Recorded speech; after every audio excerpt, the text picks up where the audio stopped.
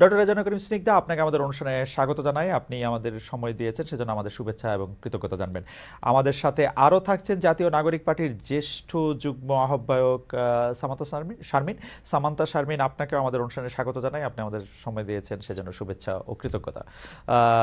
তো প্রফেসরের কাছে যাওয়ার আগে আমি সামান্তা শারমিন আপনার কাছ থেকে জানতে চাইবো যে অনেক বেশি দাবি দাওয়ার নিয়ে কথা হচ্ছে, অনেক বেশি পুলিশের লাঠি নিয়ে কথা হয়েছে, অনেক বেশি জলকামান আন্দোলনকারীদের নিয়েও কথা হয়েছে, কিন্তু আমরা একদম নারী ইস্যুটা, যে বিষয়গুলি এখন চলছে, ধর্ষণ বিরোধিতা, আইন বলা, আইন চাওয়া, রাস্তাঘাটে উত্তক্ত করা, মানুষকে কোনো পোশাক আশাকের ব্যাপারে প্রশ্ন তোলা, এটা নিয়ে আবার এক ধরনের কমিশন তৈরি করা। জাতীয় নাগরিক পার্টির আমি আর তালিকা লম্বা করলাম না, আমি একদমই বলি নারীর প্রতি দৃষ্টিভঙ্গির বিষয়ে জাতীয় নাগরিক পার্টির সুস্পষ্ট অবস্থান কি, মানে আমরা এই ব্যাপারে আপনাদের চিন্তাটা কি?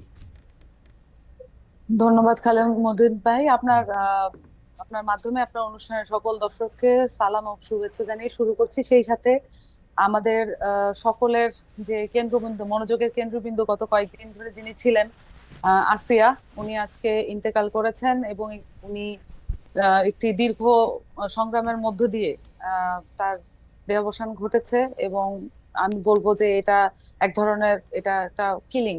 এবং তার বিধি আত্মার মাগফিরাত কামনা করছি। সেই সাথে আর কোনো বোন যাতে বাংলাদেশে এইভাবে ধর্ষিত না হন, কোনোভাবে বিব্রত না হন, কোনোভাবে হ্যারাসমেন্টের শিকার না হন, সেটার একটা আশা জানিয়ে আমি আমার বক্তব্য শুরু করছি।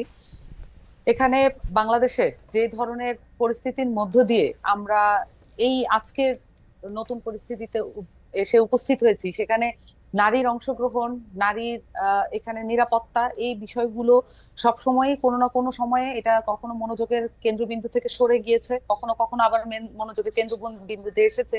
কিন্তু যখনই মনোযোগের কেন্দ্রবিন্দুতে এসেছে, তখনই কোনো না কোনো ঘটনার মধ্য দিয়ে, যেটা মানে যথাযথ মর্মান্তিক কোনো না কোনো ঘটনার মধ্য দিয়ে এটা এসেছে।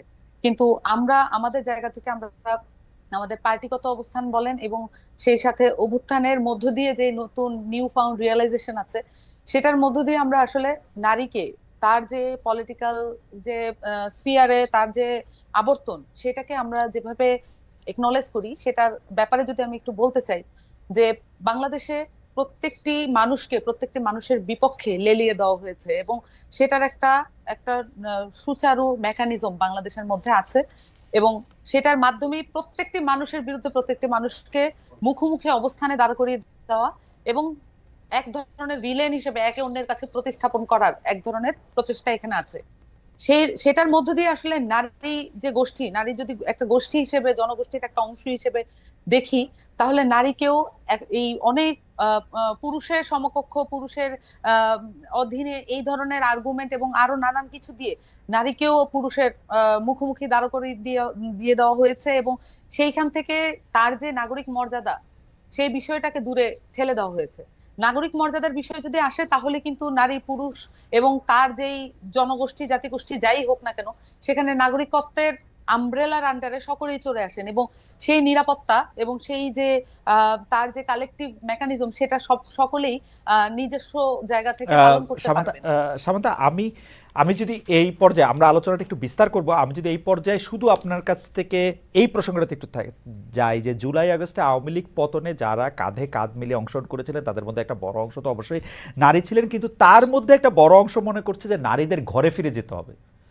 শুরু হয়েছে মোরাল পুলিশিং, নানা রকমভাবে বলা হইতেছে যে এইটা করা যাবে, এইটা করা যাবে না। জাতীয় নাগরিক কমিটির কি এই ব্যাপারে একটা সুস্পষ্ট অবস্থান আছে যে আসলে বাংলাদেশে মেয়েরা কিভাবে চলবে, কিভাবে ফিরবে, কি করবে, সে ব্যাপারে কি আপনাদের কোনো মানে আলাদা দৃষ্টিভঙ্গি আছে যে এইভাবে করতে হবে, অবশ্যই, চলতে হবে? সেটা কিরকম যদি একটু অবশ্যই। বলতেন। এখানে আমরা আমরা বারবার একনলেজ করছি যে এই অভ্যুত্থানের মধ্য দিয়ে আমরা চারটি ধাপে আমরা যদি দেখি যে অভ্যুত্থানের মধ্যে নারীদের অংশগ্রহণ কি মাত্রায় ছিল। প্রথমত 14ই জুলাই বাংলাদেশে আওয়ামী লীগ তার ফ্যাসিস্ট কাঠামো প্রতিষ্ঠা করার জন্য যেই ন্যারেটিভ স্ট্যাবলিশ করেছিল, সেই ন্যারেটিভকে ভেঙে হলের মেয়েরা বেরিয়ে এসেছিল। এটা ছিল তার প্রথম রাজনৈতিক স্ফুরণ। হুম। এইটার মাধ্যমে, এই ন্যারেটিভকে ভাঙার মাধ্যমেই আসলে এই অভ্যুত্থান সংগঠিত হওয়ার মুখে এসে আমরা দাঁড়িয়েছিলাম। হুম। পরবর্তীতে আমরা যখন অভ্যুত্থান সংগঠিত হতে দেখি, তখন আমরা নারীদেরকে দেখি একদম সম্মুখ যোদ্ধা হিসেবে, হুম। নট পিছনে কোনো ব্যাকগ্রাউন্ডে কোনো কিছুই না, একদম ফ্রন্টলাইন ওয়ারিয়ার হিসেবে। এবং তার পরবর্তীতে একই সাথে ওই অভ্যুত্থানের সময়ই আমরা কেয়ারার, প্রোভাইডার এবং শেল্টার গিভার হিসেবে আমরা তাদেরকে দেখেছি। এবং এখানে এখানে আমরা এখন পর্যন্ত 3টা ভাগ দেখলাম, কিন্তু অভ্যুত্থানের পরে অভূতপূর্ব ভাবে আমরা দেখেছি যে যেই নারীরা সম্মুখভাগে যোদ্ধা হিসেবে ছিলেন, কেয়ারার, প্রোভাইডার ছিলেন, তারা নিজস্ব ট্রমাটাইজিং যে জায়গাটা তার ছিল, আমরা সকলেই এক ধরনের ট্রমাটাইজিং জায়গায় ছিলাম, কিন্তু আমাদের বাংলাদেশের নারী শিক্ষার্থীরা এবং অনেক ক্ষেত্রে বয়স্ক এবং গৃহিণী নারীরা ঘর থেকে বেরিয়ে এসে তারা এই যে আহত সামান্তা, এবং শহীদদের লিস্টটা করেছেন, আমি একটু শেষ করি জি জি খালেদ জি, খালেদ ভাই, হ্যাঁ, তারা লিস্ট গুলো করেছেন এবং তাদের ট্রমাটাইজিং যে এক্সপিরিয়েন্স সেটাকে উতরে গিয়ে তারা এই লিস্ট গুলো করেছেন। তাদের সাহায্যেই বেসিক্যালি এখন যে রাষ্ট্রীয় পদক্ষেপে যে লিস্টটা করা হচ্ছে, তাদের যে বেসিক স্ট্রাকচার ছিল সেটার উপরে দাঁড়িয়ে কিন্তু এটা করা হয়েছে। তো নারীদের এখানে অংশগ্রহণের, বাংলাদেশে এই যে নতুন যে পলিটিক্যাল পার্টি এসেছে এনসিপি, তারা বাংলাদেশের নারীদের এই অভ্যুত্থানে যে অংশগ্রহণ, সেটা প্রত্যেকটি ডিটেইলিংকে আমরা এক্সপ্রেস করি এবং প্রত্যেকটি ডিটেইলিংকে আমরা একনলেজ করি।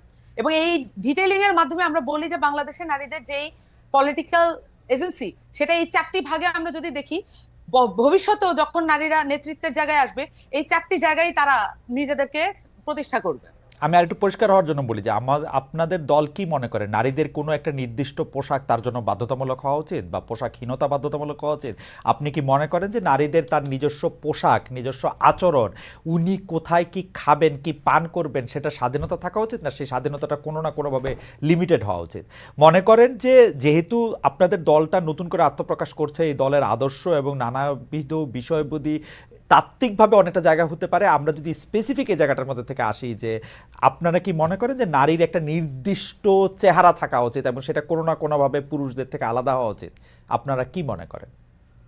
দেখুন, এখানে আমি যেটা বলেছিলাম প্রথমে, বিভাজিত করার যে প্রক্রিয়া আছে রাজনৈতিক ভাবে, এখানে এই ধরনের প্রশ্ন, মানে এই যে পোশাক এবং হচ্ছে চলাফেরা, বেসিক্যালি নারীদেরকে কেন্দ্র করে এই ধরনের প্রশ্ন উত্থাপন করে বা এই ধরনের বাতাবরণ, একটা তথ্যের বাতাবরণ তৈরি করে এমন ভাবে পোট্রে করা হয়, মনে হয় যেন এখানে নারীদের বিপক্ষে সকল মানুষ দাঁড়িয়ে আছে।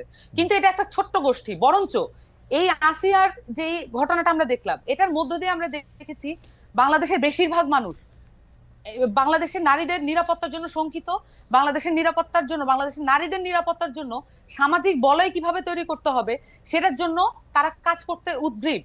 আমরা বারবারই এই জায়গাগুলো দেখি, কিন্তু এই জায়গাগুলো আমরা একনলেজ না করে আমরা বরঞ্চ যেটা দেখি যে যেভাবে আসলে বিভাজিত করা যাবে সেই বক্তব্যগুলো আমরা বারবার এখানে তুলে আনা হয়। সামান্তা, এবং তাতে সামান্তা, আমি আসলে বিভাজনের জায়গাটা যাইতেই চাচ্ছিলাম না, সেই জন্য আমি আপনাকে প্রশ্নটা যেটা করতে চাচ্ছি সেটা হচ্ছে যে জাতীয় নাগরিক পার্টি এইটা মনে করে কিনা আমি কোনো বিভাজনের মধ্যে, আমি অনেক ধরনের প্রেসক্রিপশন দেখতে পাচ্ছি, কিন্তু প্রেসক্রিপশন এমন আসতেছে যে ধর্ষণ হইতো না যদি না সে একটা মাহারাম রেনে চলাফেরা করতো, ধর্ষণ হইতো না যদি না তার একটা পোশাক ঠিক থাকতো, ও এখানে এই দুষ্টামি করতেছে, সিগারেট খাইতেছে, তারা মারা ঠিক আছে। আমি বলতেছি হচ্ছে এই জায়গা থেকে জাতীয় নাগরিক পার্টির কি অবস্থাটা কি সেটা আমি বুঝতে চাইতেছি। খালেদ ভাই, একটা রাজনৈতিক পার্টি কখনোই এই ধরনের একটি বিষয়ে মন্তব্য করে না, তাদের মন্তব্য হয় ওভারঅল জনগোষ্ঠী কেন্দ্রিক। আমরা যখন নারীদের পোশাক আশাক কি হবে, পুরুষদের পোশাক আশাক কি হবে, শিশুদের পোশাক আশাক কি হবে, এই সবকিছুর জন্য যদি প্রয়োজন বোধ করি আমরা জাতিগতভাবে, তাহলে আমাদের জন্য বোর্ড গঠন করে দেওয়া হোক, রাষ্ট্রীয়ভাবে সেটা পৃষ্ঠপোষকতা দেওয়া হোক। আমরা তো এটা এইভাবে আর্গুমেন্ট করার বিষয় না। পার্টিগতভাবে আমরা মনে করি দায়িত্বশীল ভাবে যে কোনো বিষয়ের আর্গুমেন্ট যদি হয়, দায়িত্বশীল ভাবে করা উচিত। এবং সেখানে আমার ব্যক্তিগত মতামত আমি কারো উপর চাপিয়ে দিতে পারি না। যারা এই বক্তব্যগুলো টুকরো টাকরা ভাবে দিচ্ছেন, তারা বেশিরভাগই তাদের পার্সোনাল ফেসবুক অ্যাকাউন্ট ব্যবহার করলে সেগুলো দিচ্ছেন। আমরা আমাদের জায়গা থেকে মনে করি যদি কোনো কিছুর বিষয়ে জাতীয় ঐক্যমত প্রয়োজন হয়, এটা শুধু পলিটিক্যাল ইস্যু হতে হবে নট নেসেসারিলি। যদি পোশাকের বিষয়ে আসেন, ধরেন যে পুরুষের পোশাক কি হবে, নারীদের পোশাক কি হবে, শিশুদের পোশাক কি হবে, এই বিষয়ে আমাদের একটি ন্যাশনাল কনসেনসাস আমরা ডেভেলপ করতে চাই, তাহলে এটা রাষ্ট্রীয় পর্যায় থেকে উদ্যোগ নেওয়া হোক। সেখানে অ্যানথ্রোপোলজিস্ট থেকে শুরু করে বায়োলজিস্ট এবং হচ্ছে যারা পোশাক ডিজাইনার আছে এবং যারা হচ্ছে আরো যারা গবেষক আছেন, সকলকে ইনক্লুড করা হোক। আসেন আমরা আলাপ করি মানুষ পোশাক আশাক পরে। সামান্তা, ব্যর্থতাটা মনে আমারই, আসলে আমি প্রশ্নটা বুঝতে পারতেছি না। আমি জানতে চাইতেছি জাতীয় নাগরিক পার্টির চোখে নারী আর পুরুষ দুইটা আলাদা অস্তিত্ব কিনা? ওকে, এটা একটা খুব গুরুত্বপূর্ণ কোশ্চেন।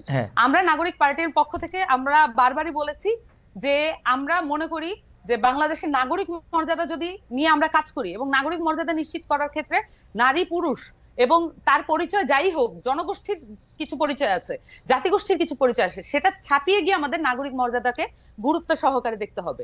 যদিও এখন এমন বাস্তবতা আছে, আমরা মনে করি যে এখানে নারী সেল, নারী উইং, এটা করে যে ধরনের বিভাজন এখনো, এটার মধ্যে দিয়েও কিন্তু কিছুটা বিভাজন হয়, কিন্তু এখনো সেই বাস্তবতা আছে বাংলাদেশে, এখনো সেই বাস্তবতা আছে, নারীদের সেই ফিল্ডের বাস্তবতা আছে।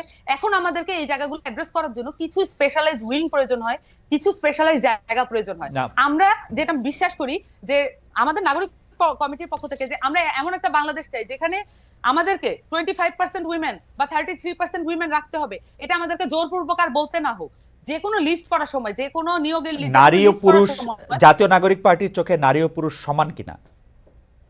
নারী ও পুরুষ শুধু সমান না, এখানে নাগরিক মর্যাদার আন্ডারে, আমি বারবার বলছি, এখানে ওয়ার্ল্ড যদি আপনি পলিটিক্যাল সায়েন্সের জায়গা থেকে দেখেন, তাহলে যদি আপনি মডার্ন স্টেট হিসেবে বাংলাদেশকে রিপ্রেজেন্ট করতে চান, তাহলে যদি মডার্ন স্টেটের আমি নাগরিক পার্টির আমি বাংলাদেশ হিসেবে কি করতে চাই না চাই সেটা আমি চাই না, জাতীয় নাগরিক পার্টি কি চায় সেটা বলেন। আমি একদমই বলছি নারী পুরুষ সমান। যদি আপনি মডার্ন স্টেট হিসেবে যদি দেখতে চান এবং সেই সাথে মডার্ন স্টেটের আইডিয়া অনুযায়ী সিটিজেনকে যেভাবে দেখতে চান, সেভাবে নাগরিক পার্টি আসলে নারী পুরুষ বলেন এবং যত রকমের নাগরিক আছে সকলকে একই আমব্রেলা নিচে বিচার করবে, এবং কারো নাগরিক মর্যাদা কোনোভাবে যদি ভুলন্টিত হয় সেটার বিপক্ষে নাগরিক পার্টি দাঁড়াবে।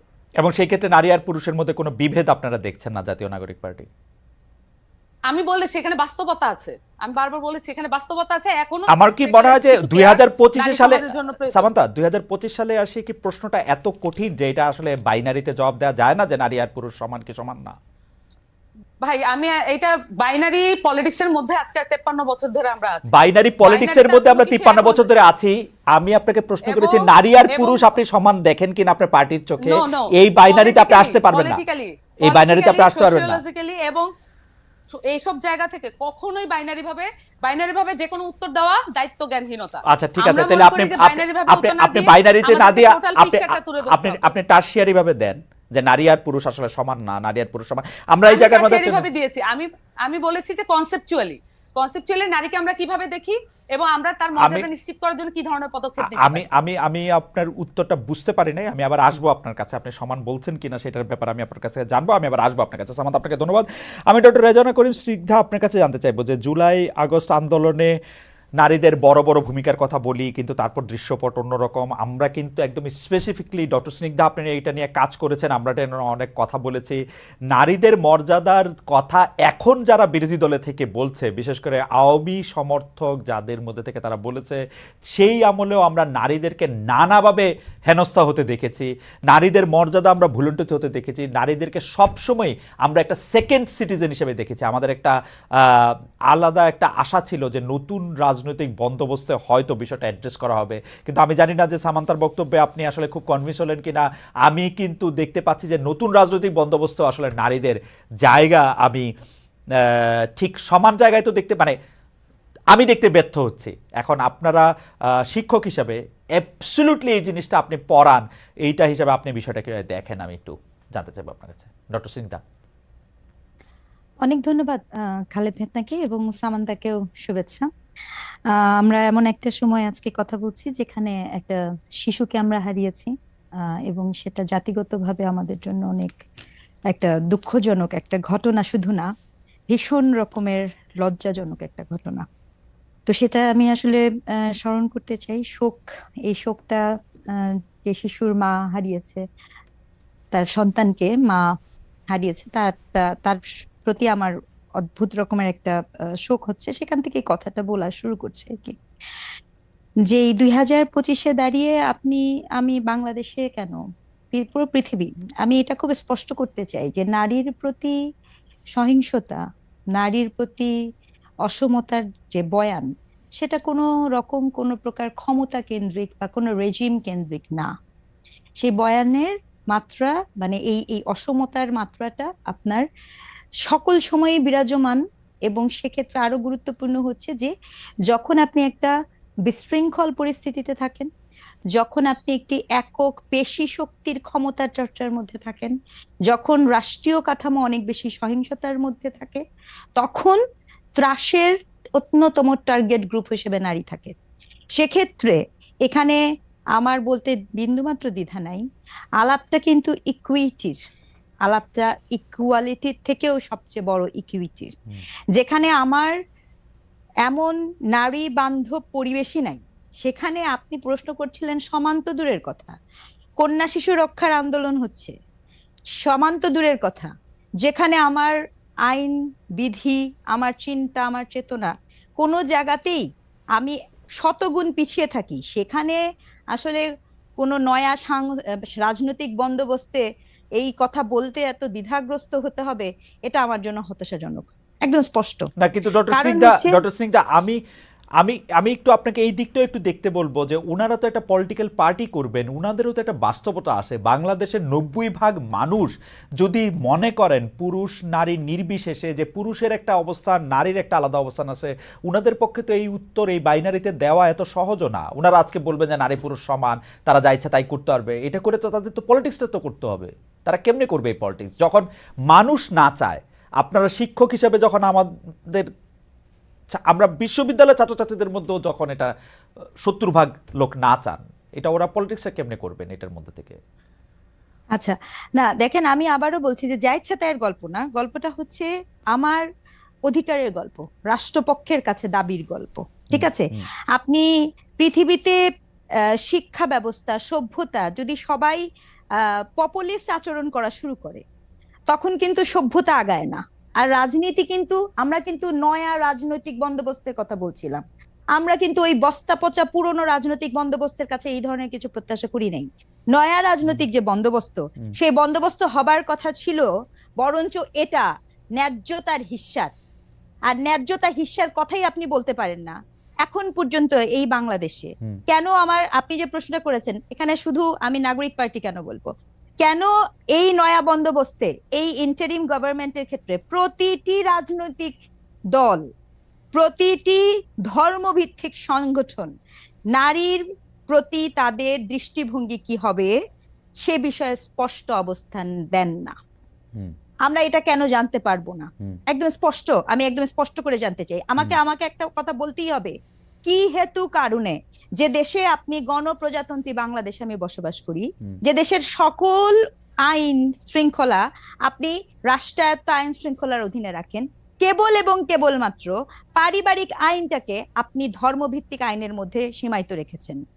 আপনি এখন বলতে পারেন ব্রিটিশ কোর্টের কথা, কিন্তু আমি আপনাকে বলে দিই সেই 200 বছর পুরানো কোর্টের লয়ের কথা দিয়ে তো চলবে না। আপনাকে আমি এটাও বলতে চাই, শুধুমাত্র আপনার সংখ্যাগরিষ্ঠ শব্দটা ব্যবহার করছি, সংখ্যাগরিষ্ঠের পারিবারিক ধর্মীয় অনুভূতিতে আঘাত না আনার কারণে আপনি পারিবারিক আইন করে রেখেছেন, যার দায় বহন করতে হয় এদেশের সনাতন নারীদেরকে, এদেশের খ্রিস্টান নারীদেরকে, এদেশের বুদ্ধিস্ট নারীদেরকে। কি কারণে?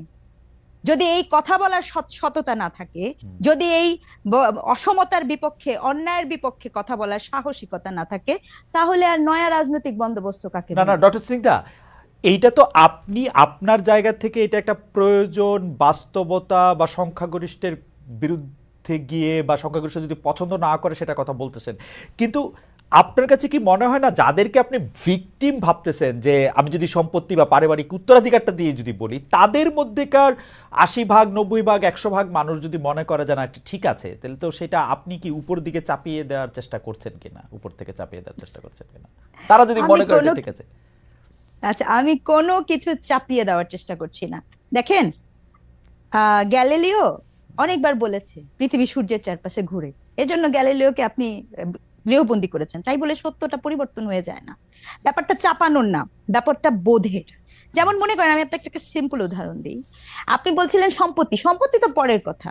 আপনি দেখেন সনাতন হিন্দু আইনে একজন নারী যতই নির্যাতিত হোক, শুধুমাত্র এই পারিবারিক আইনি ধারা, এখন মনে করেন যে হিন্দু নারী, তার জন্য তো মানে ইন্ডিয়া একটা আইডিয়াল হতে পারে, তারা তো ওখান থেকে সরে এসেছে, সে একটা ডিভোর্স নিবে, নির্যাতনের শিকার হয়ে সে একটা ডিভোর্স নিবে, সেই ডিভোর্সও সে নিতে পারছে না, বিকজ আপনি সেটা করতে দিচ্ছেন না।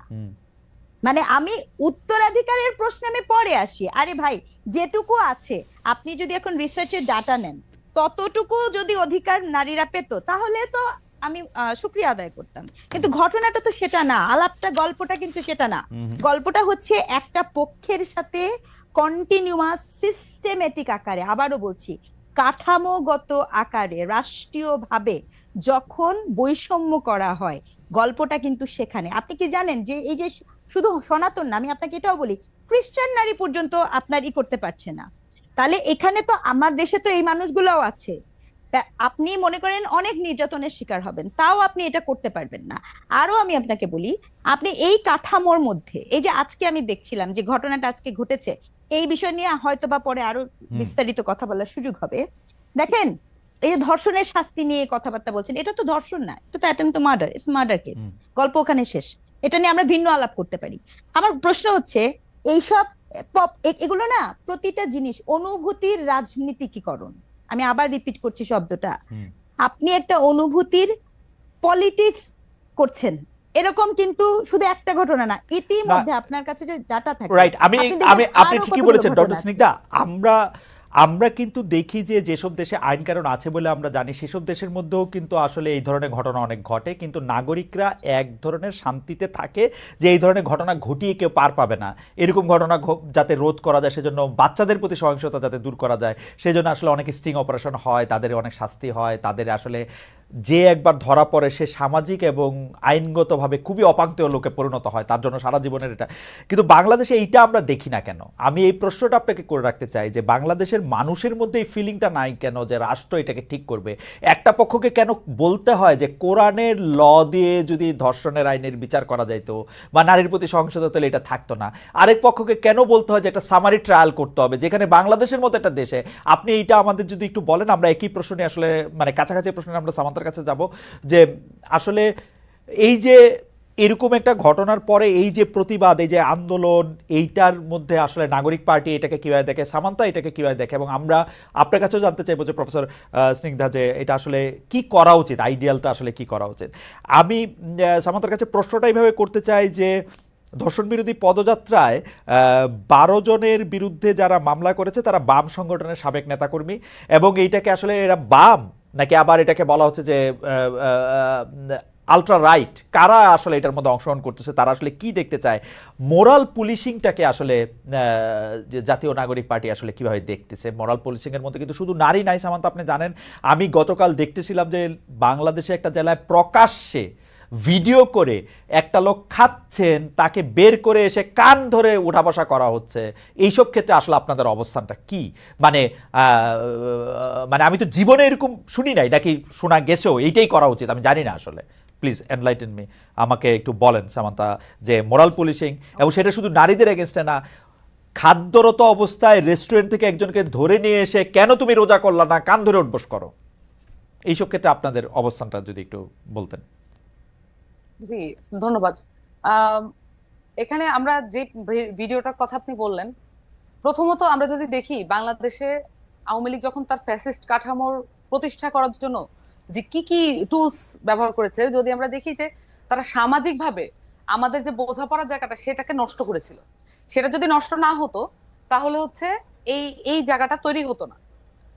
আর আমরা অ্যাডিশনালি যদি দেখি যে এই যে ভিডিওটা ভাইরাল হয়েছে, তার পরিচয়টা আপাতত পক্ষে জানা গেছে যে উনি ছিলেন বণিক সমিতির একজন নেতা।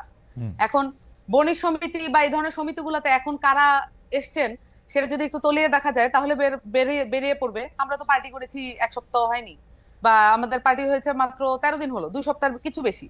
তো এই সমিতিগুলোতে কারা আছেন এগুলো একটু চেক করলেই দেখা যাবে যে কারা আসলে এই ধরনের মনার পুলিশিং এর সাথে আগেও যুক্ত ছিল।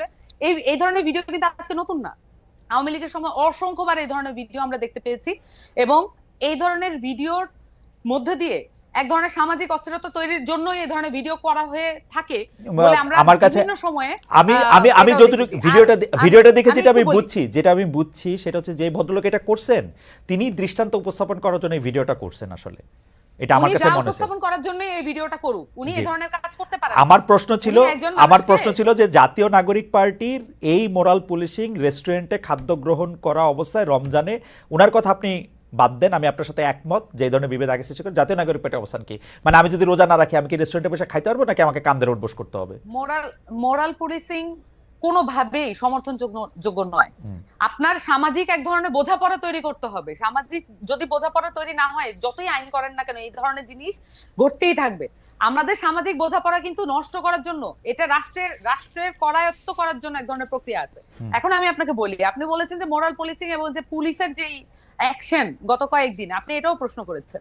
দেখুন, এখানে আমাদের মুভমেন্টের সাথে, মানে এই যে আপরাইজিং এর সাথে যুক্ত অনেকেই কিন্তু গতকাল গ্রেফতার হয়েছেন, এবং এটার মধ্য দিয়ে পুলিশকে আমরা কিভাবে দেখবো সেটা কিছু, কালকে কিন্তু 2টা ভিডিও এসেছে। এক হচ্ছে যে গত পরশু 2 দিন ধরে, যে এক হচ্ছে যে 12 জনকে গ্রেফতার করার পূর্ব মুহূর্তে, গ্রেফতার করার আগের যে প্রেক্ষাপট, সেটা নিয়ে অনেকগুলো ভিডিও এসেছে, এবং সেই সাথে একটি ছেলেকে ঘাড়ে ধাক্কা দিয়ে প্রিজন ভ্যানে তোলা, এবং তার একদম ভিডিওর মধ্যে স্পষ্টভাবে তাকে তার অন্যায়ের অধিক শাস্তি দেওয়া, মানে অধিক শাস্তি দেওয়ার অ্যাপারেন্টলি, যদিও এটা আদালতে প্রমাণযোগ্য হবে, কিন্তু অ্যাপারেন্টলি অধিক বল প্রয়োগের মাধ্যমে পুলিশ কর্তৃক গ্রেফতার, এটাও তো আমরা আগের রেজিমে দেখেছি। তাহলে আমরা তো এখানে চেঞ্জটা ওই অর্থে পার্টিকুলার ইস্যু ধরে যদি বলি, এই অর্থে কিন্তু আমরা এই সেকেন্ড ভিডিওর ক্ষেত্রে আমরা দেখতে পাইনি। আবার প্রথম ভিডিওর ক্ষেত্রে আমরা যদি দেখি, যে প্রথম যে ঘটনাটা ঘটেছে, যে শাহবাগের থেকে তারা চিফ অ্যাডভাইজারের বাসভবনের দিকে বা ওই কোথাও ওই দিকে যাওয়ার তারা চেষ্টা করছিলেন, কিন্তু এখানে আমরা যদি দেখি ধর্ষণ বা এই ধরনের নারী নিরাপত্তা, এটা একটা খুবই জনগুরুত্বপূর্ণ মানে ইস্যু। সেটা নিয়ে নানান পক্ষের সাথে আমাদের যে আলোচনা তৈরি করার যে স্কোপটা আছে, এই মুহূর্তে রাজনৈতিক যেই স্কোপটা আছে, সেইটাকে আগে কখনোই ছিল। আমরা এখন চাইলে সকল রাজনৈতিক দল, সকল যারা রাজনৈতিক পক্ষ এবং যারা এনজিও যারা কাজ করে, তাদেরকে নিয়ে কিন্তু এখন একটা জাতীয় ঐক্যমত্যের জন্য, আমি কমিশনের কথা বলছি না, আমি বলছি জাতীয় ঐক্যমত্যের জন্য এখন একটা সুবর্ণ সুযোগ আমাদের সামনে এসেছে। আমরা এই সামান্তা, আমি 2টা বিষয় আপনাকে একটু আলাদা আলাদা প্রশ্ন করি। প্রশ্ন নাম্বার 1 হচ্ছে, এই মোরাল পুলিশিং নিয়ে আসলে জাতীয় নাগরিক পার্টির কি অবস্থান? মানে আপনারা কি রমজানে মানে হোটেল রেস্টুরেন্ট সব বন্ধ রাখার পক্ষে? কেউ যদি খায় তাহলে সেইটার থেকে বের করে নিয়ে এসে কান ধরে উঠবোস করার পক্ষে? খালেদ ভাই, এটা তো আসলে মানে অ্যাবসার্ড যে আমাদেরকে এই প্রশ্নগুলো মানে আমি বলি কেন অ্যাবসার্ড, যে আসলে তাহলে পারসেপশনটা কি, মানে পারসেপশনটা কি এরকম যে আমরা এই ধরনের বিষয়কে এন্ডোর্স করতে পারি, এই সম্ভাবনা আছে, এই কারণে প্রশ্নটা ক্লিয়ার করে নেওয়া না। কারণ হচ্ছে যে আমরা একটা পরিষ্কার অবস্থান চাই। আপনার কোনো পারসেপশন থেকে না, পরিষ্কার অবস্থান হচ্ছে আপনি শুধু বলেন যে আপনারা এর বিপক্ষে, তাহলে আমি পরবর্তী প্রশ্নটা করতে পারি। না, বা আপনি যদি বলেন পক্ষে, তাহলে আমি পরবর্তী প্রশ্নটা না। এই পারসেপশন কি হয়েছে জানেন? আমি আপনাদের বলি, গত 53 বছর ধরে পারসেপশন কোনটা কার পক্ষে কখন রাখবো, সেইটা হচ্ছে প্রফেসর সিংদা এটা ঠিকই বলেছেন, এটা এক ধরনের পপুলিজম দিয়ে ঠিক করা হয়েছে আগেকার রাজনৈতিক দলগুলা। আপনাদের অবস্থানটা সেই জন্য, আপনারা আমাদের আশা, আপনারা আমাদের লাস্ট বেট, যে আপনারা আসলে কোন জায়গার মধ্যে দাঁড়ায় আছেন। দেখেন, আপনাদের একজন সমন্বয়কের বক্তব্য পড়ে আমরা একরকম বুঝি, আবার মাহফুজ সাহেব আরেকটা বক্তব্য দেন, আমরা আরেক রকম বুঝি। আপনাদের একটা অবস্থান দেখে আমরা একরকম জানি। নাহিদ সাহেব উপদেষ্টা হিসাবে রিটায়ার করার আগে, মানে কি বলে, পদত্যাগ করার আগে তার সম্পত্তির হিসাব ঘোষণা করেন, অন্য উপদেষ্টারা কেন করেন না? নাহিদ সাহেবকে যখন একটা বিষয়ের মধ্যে অনেকগুলো বিষয় ঢুকে গেল, অ্যাবসলিউটলি, সেই জন্য আমি বলতেছি যে পারসেপশন এখানে কোনো ব্যাপার না। আপনি আমাকে শুধু বলেন যে আপনাদের অবস্থানটা কি। আপনারা কি চান যে রমজানে, যেমন এখানে আমরা জামাতে ইসলামীকে দেখছি যে ওরা স্পষ্ট বলছে যে রমজানে দোকানপাটগুলি বন্ধ রাখতে হবে, কেউ দোকানপাট খোলা রাখতে হবে না। আমরা বলি, আমরা আমাদের জায়গা থেকে যেটা আমরা মনে করি, যে কোনো ধরনের মানে কোনো অন্যায়কারী ছাড়া কাউকে পুলিশি কায়দায় বা কোনো ধরনের তার বডিলি হার্ম করা, এটা অত্যন্ত গর্হিত অপরাধ। এই ধরনের এটাকে যদি আমরা মরাল পুলিশিং বলি, তাহলে এটা মরাল পুলিশিং এর বিরুদ্ধে আমরা আছি। না সামান্তা, আপনার বক্তব্য কি আপনি শুনতে পান? আপনি বলছেন অন্যায়কারী ছাড়া, তার মানে যে অন্যায়কারী তাকে আপনারা শাস্তি দিতে পারবেন? আমরা কোনো কিছুই শাস্তি দিতে পারবো না। তাহলে আপনি বলেন যে কাউকে, তাহলে আপনাকে বলেন যে কাউকে দেওয়া যাবে না।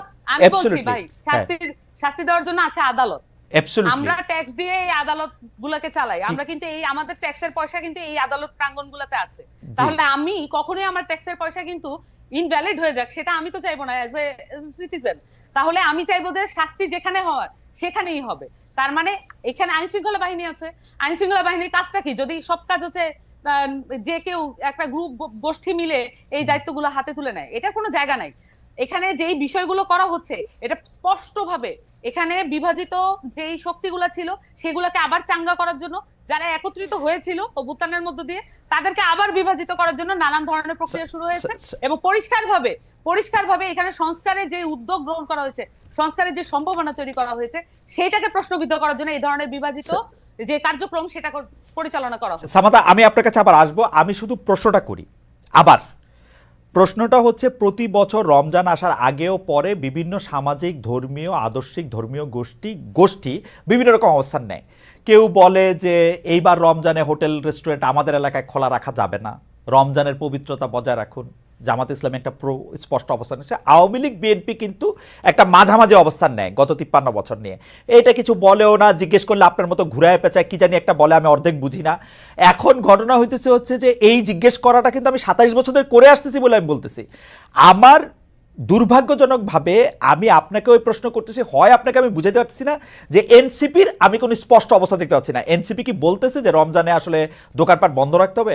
আপনাকেও যখন আমি আপনাকে কেন হচ্ছে, আমি আপনাকে পলিটিক্যাল পার্টির কাছ থেকে আপনারা যেভাবে, মানে আপনারা বলতে আমি বলছি যে বেশিরভাগ লোকজন, আমি শুধু সাংবাদিকদের কথা বলছি না, সবাই আসলে যেভাবে প্রত্যেকটা ইস্যুতে হ্যাঁ বা না উত্তর আশা করেন, এইভাবে একটা পলিটিক্যাল পার্টি আচ্ছা ঠিক আছে, আপনার অবস্থা পরিষ্কার। পার্টির বক্তব্যসমূহ একটু ভেগই থাকে, আমরা একটু ভেগই থাকে।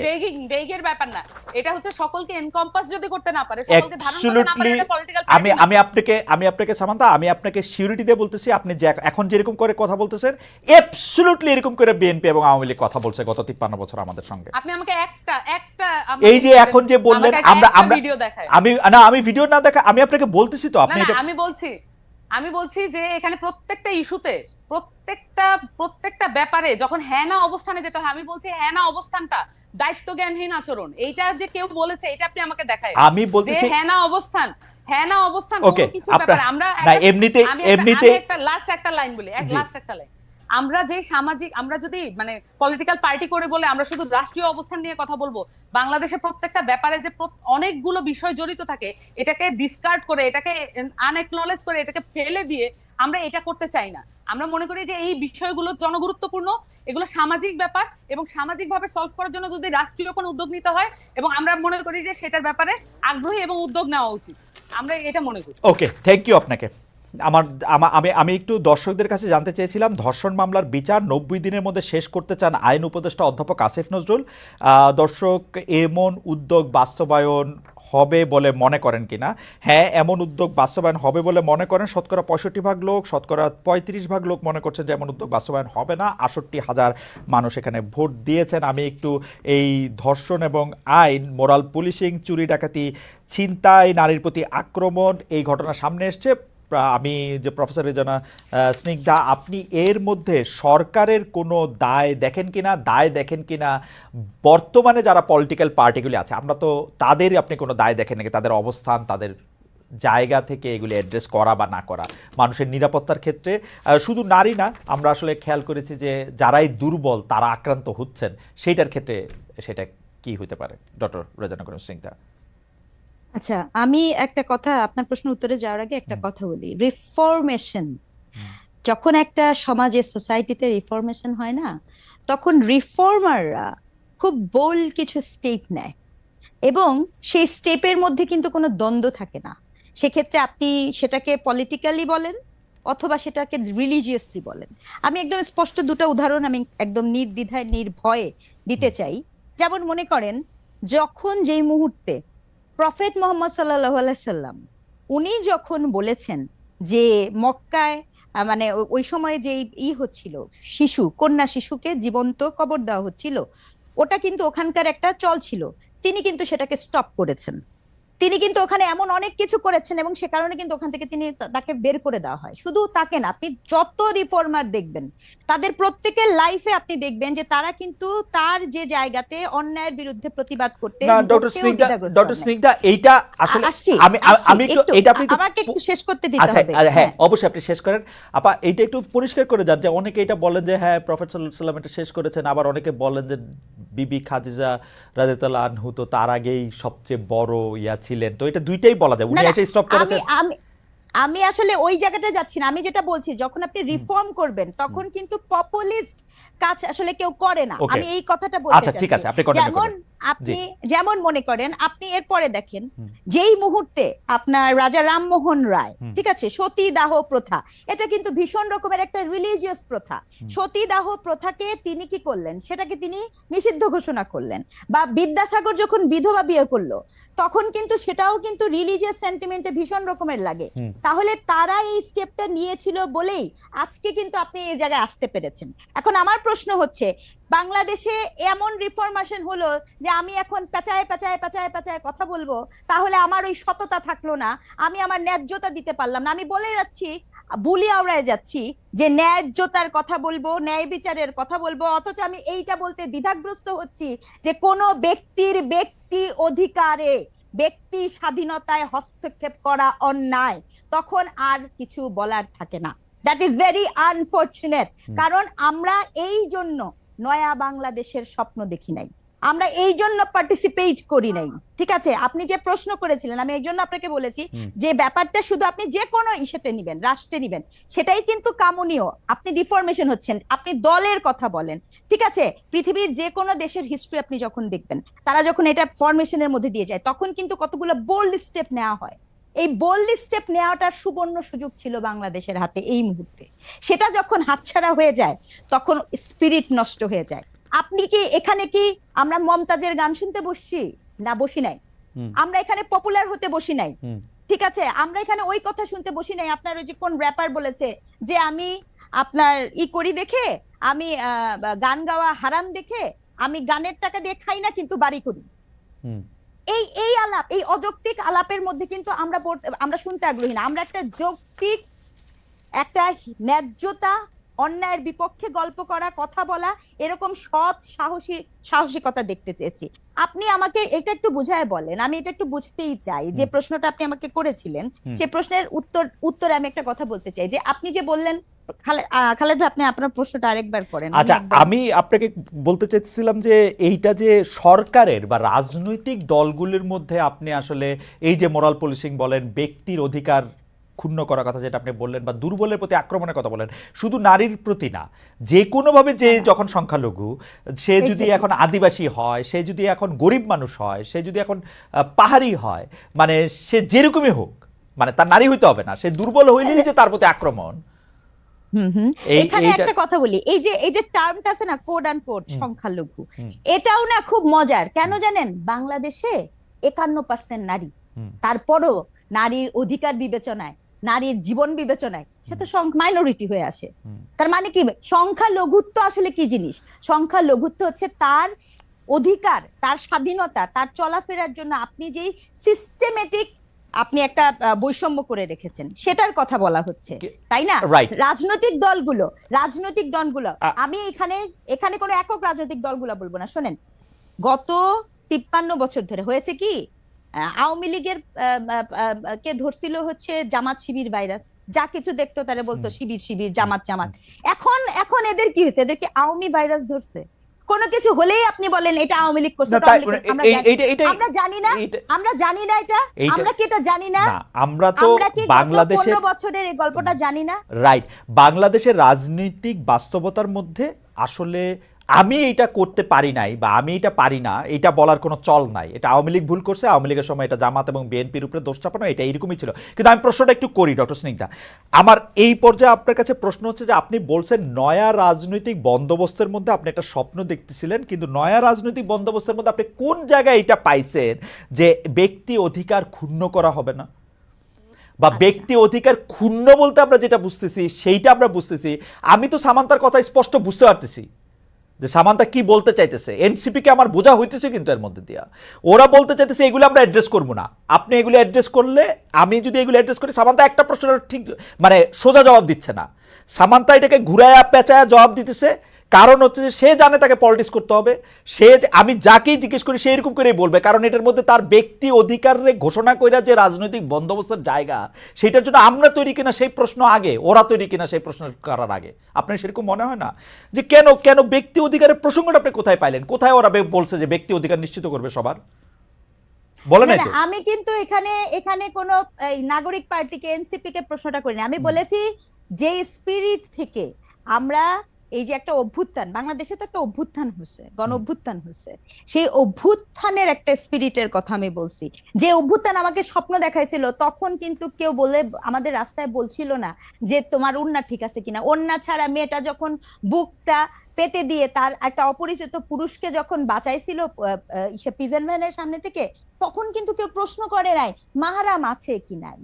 আজকে এনসিপি এর চেয়ে দুঃখজনক কিচ্ছু হতে পারে না। সে বলতে পারে না যে আজ এই যে ফ্লিপকার্টটা ঘুরছে, এবং দুঃখজনক সেই ফ্লিপকার্টের ভিতরে এটা ঘুরছে যে আপনার ওটা স্পষ্ট বক্তব্য না, ওটা হচ্ছে স্পষ্ট বক্তব্য শুনলে আপনি আরো বচকে যাবেন, সেখানে আরো ভরকে যাবেন। ওখানে বলেছে যে আপনি মানে স্পষ্ট বক্তব্য, উনি ওই লোক বলছেন যে যদি কোনো নারী মাহরাম ছাড়া ঘুরে তার জন্য তো না, কিন্তু ওই বক্তব্য তো, এই বক্তব্য তো এনসিপি এন্ডোর্স করে নাই। না না, এন্ডোর্স করে নাই, কিন্তু তার বিপক্ষে কথা বললো না কেন?